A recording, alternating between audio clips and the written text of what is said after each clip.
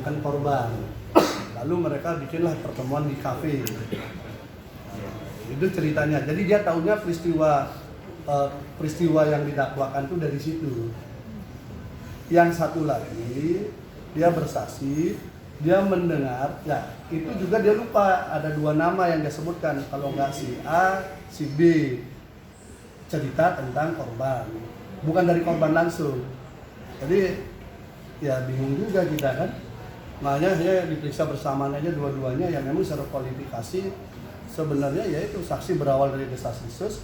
Yang satu lagi bahkan dia tidak pernah menanyakan ke korban langsung. Yang perempuan, dia tidak pernah menanyakan ke korban langsung, tapi tahunya dari pihak lain. Itu saksiannya.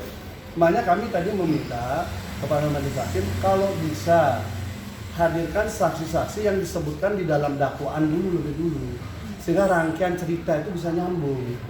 Misalnya nih, di rangkaian itu kan disebutkan peristiwa yang kedua. Peristiwa kedua kan berlangsung dini hari.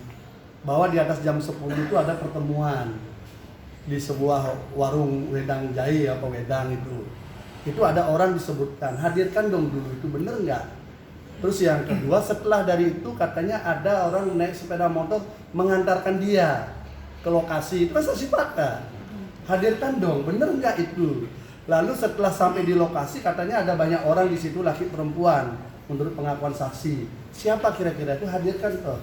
Kemudian di situ juga katanya dia disuruh menyiapkan kopi, wedang apa minuman kopi. Siapa yang menyuruh?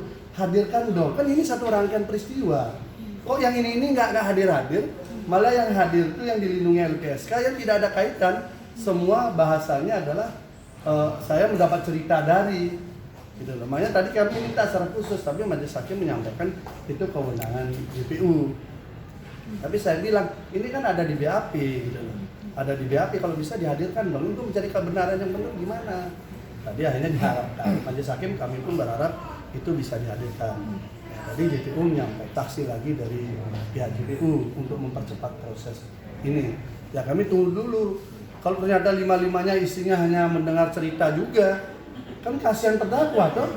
Dia sudah di dalam penjara, anaknya 4 di luar, isinya harus ngurus semua.